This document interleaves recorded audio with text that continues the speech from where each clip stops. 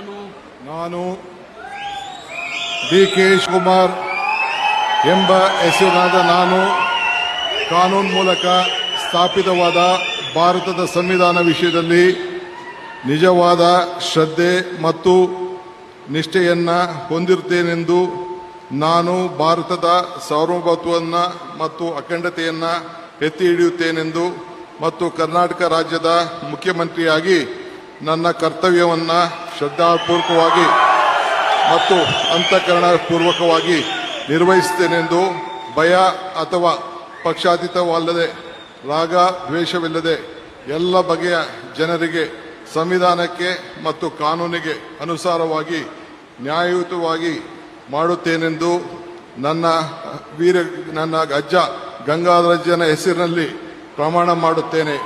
ಶ್ರದ್ಧಾಪೂರ್ವಕವಾಗಿ ಪ್ರತಿಜ್ಞೆಯನ್ನು ಮಾಡುತ್ತೇನೆ.